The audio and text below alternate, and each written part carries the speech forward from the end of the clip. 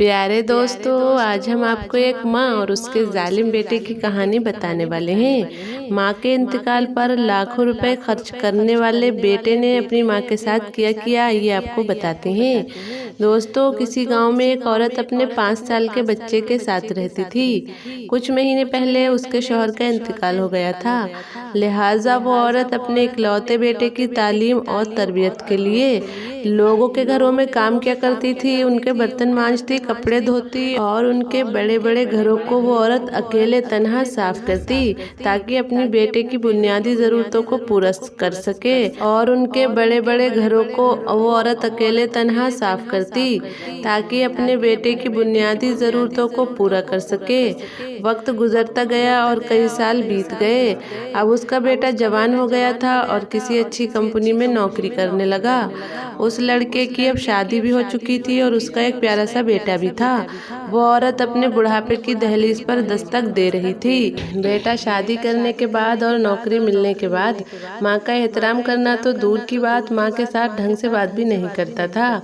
उस बूढ़ी औरत की जिंदगी में फर्क सिर्फ इतना आया कि वो पहले गैरों के बर्तन और कपड़े धोती थी, दूसरे के घरों में काम करती थी और अब अपने बहू और बेटे के झूठे बर्तन धो रही थी।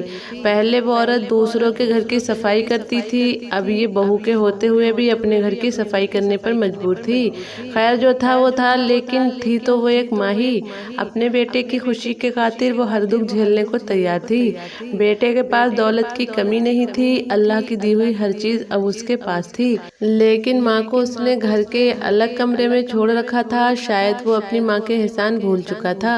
सर्दी का मौसम था और मौसम की शिद्दत को रोकने के लिए माँ के पास कोई बंदोबस्त नहीं था। उसका बेटा जब कई कई दिनों के बाद माँ के कमरे में जाता तो सिर्फ माँ को गुजरे हुए वक्त की महरूमियाँ याद दिलवाता।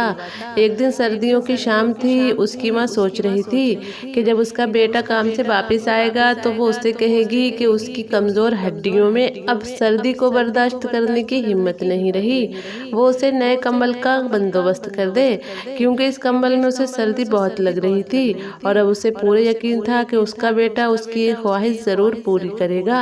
रात को बेटा जब घर आया तो माँ ने बड़े प्यार से उसे नए कंबल का कहा तो बेटा गुस्से से आग बबूला हो गया और कहने लगा, माँ, अभी अभी मैं काम से वापिस आया हूँ और आते ही आप मुतालबा लेकर आ गई। माँ जी, तुमको तो पता है कि कितनी महंगाई है। अब तुम्हारे पोते को स्कूल में दाखिल करवाना है, उसकी ड्रेस और किताबें लेनी है, गाड़ी की किस्त जमा करनी है। मैंने अभी अपने लिए जैकेट खरीदी है और तुम्हारी बहू के लिए शॉल लानी है। माँ जी, तुम तो सारा दिन घर में रहती हो, तुम्हें कंबल की इतनी क्या जरूरत पड़ गई?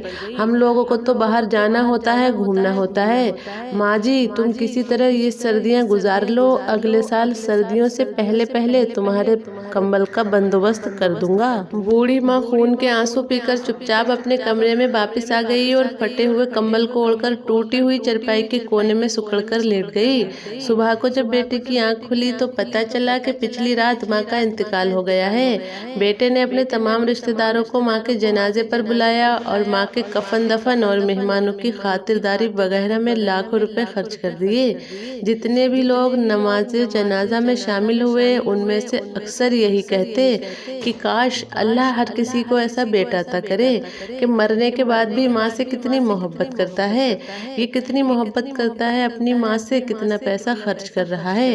ये बेटा तो बहुत अच्छा है। लेकिन उन्हें ये नहीं पता था कि दुनिया वालों को दिखाने के खातिर जो बेटा अपनी मरी हुई माँ के जनाजे पर लाखों रुपए खर्च कर रहा है। पिछली रात कुछ रुपए का कंबल न होने की वजह से उसकी माँ सर्दी में सिसक कर जान दे गई।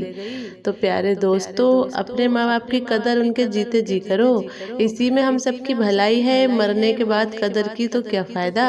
अल्लाह पाक हम सबको समझने और नेक अमल करने की तौफीक अता फरमाए और हमारे वालिदैन का फर्मा बरदार बनाए और उनकी खिदमत करने की तौफीक अता फरमाए। आमीन, अल्लाहुम्मा आमीन।